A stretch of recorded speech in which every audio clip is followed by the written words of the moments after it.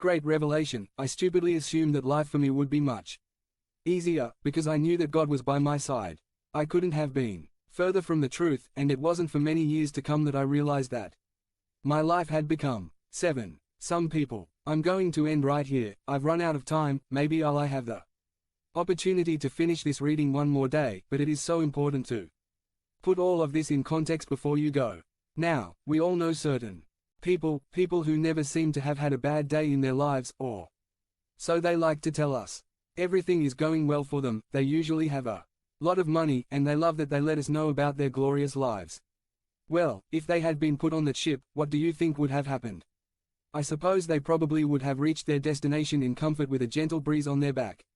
There is no harm to them, may God bless them, but there is nothing in them apart from themselves. They are simply untested, and so they boast in themselves because they cannot show that grace and humility, that understanding for others. In fact, 2 Corinthians 10:12 tells us exactly the opposite, that we dare not make ourselves number, nor compare ourselves with some who commend themselves, but measuring themselves, and comparing themselves with one another, they are not wise. I sincerely hope that this sermon has calmed the bad thoughts of any disappointment you may harbor. It did for me.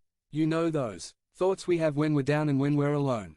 Thoughts that say we have failed, or that what we have achieved has been limited. Thoughts that we all had so much hope and excitement about the future, and what we were going to do or what we were going to be, and then, we look around us and see how little our lives bear that resemblance to those dreams of childhood, or even adulthood.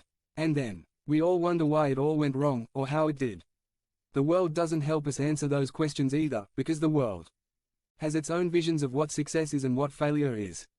Our enemies, or those against us, also have their views of what is successful, and they like to remind us of our failures, especially when they encompass a level of shame.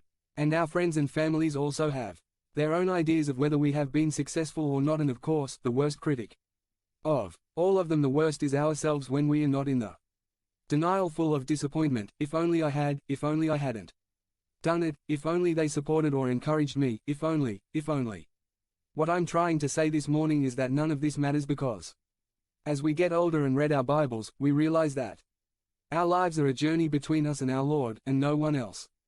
A journey designed to develop our faith in a way He wants. He is the Alpha and Omega after all, so that we can all say, regardless of our own condemnation, like Timothy, that we have fought the good fight, and that we have finished our course, and we have kept the faith. It is not what the world sees as success that is important when we come to the Lord. It will be what He sees as important, as He knows all that we have faced and put into motion. Again, in light of eternity, who